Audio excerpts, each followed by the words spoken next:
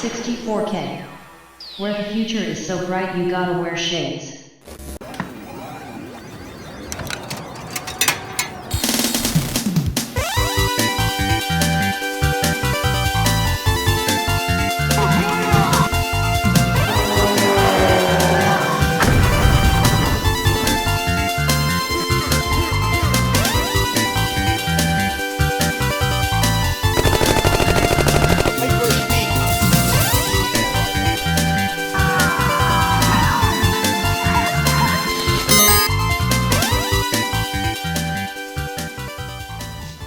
Welcome to the third episode of Player One Memories, a nostalgic look back on the era of arcade gaming. So let's jump way back to 1986, the year that gave us the Bangles' infectious hit song. Walk like an Egyptian.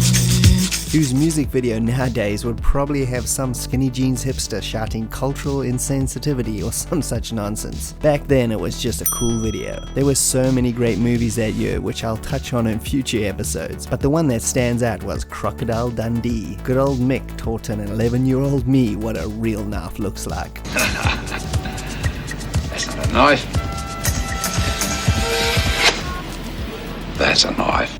And finally on the TV front, my favorite short-lived show made its debut, called Sledgehammer, a ridiculous comedy about a cop who treats his gun like his wife, literally.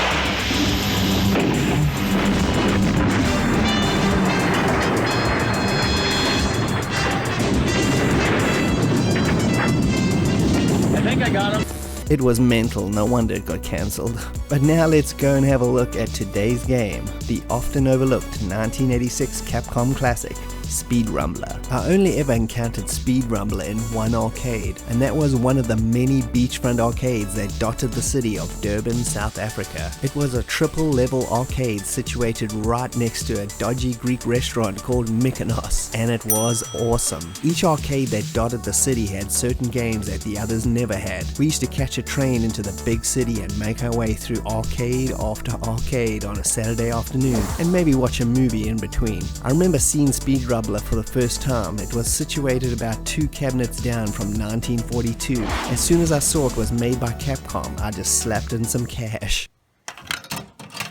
The game is a mixture of driving with a bit of run and gun action. The story is a bunch of Mad Max type bad guys kidnap everyone from a small village, including the hero's wife and kids, and it's up to him to brave the Fury Road of the 6 stages to the Zappa's base for some payback and rescue as many people along the way. I just love the graphics in this game. They're so small but very intricate, and overall the attention to detail is exceptional. The gameplay boils down to trying to speed your way through each stage as fast as possible while rescuing as many of the townsfolk as you can. As you rescue them, they also provide much needed upgrades to your car, like speed and stronger guns, and also points and repair kits, so it's vital you save as many people as possible to keep going. Of course, you're getting constantly attacked by the Zappa gang, who are trying to run you off the road, busy setting up massive roadblocks, cannons everywhere, and all manner of death to derail your mission.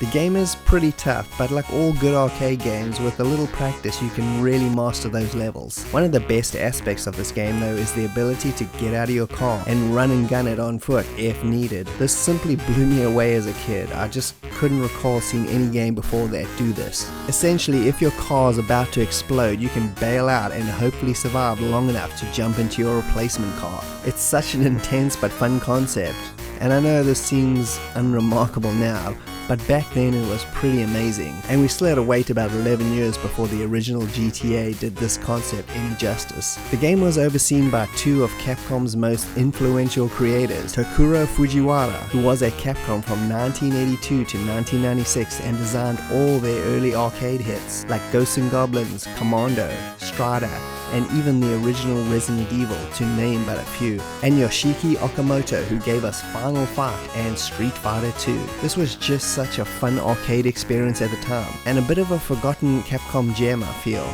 It only got one port in 1987 to the Commodore 64, which is pretty decent but no conversion classic by any means. But if you want to play the original arcade version on newer systems, then check out the Capcom Arcade Cabinet compilation that came out on the Xbox 360 and PS3, which Speed Rumbler is just one of the many great games to try out.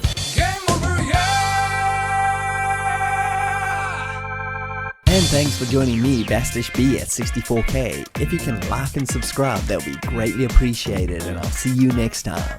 Cheers.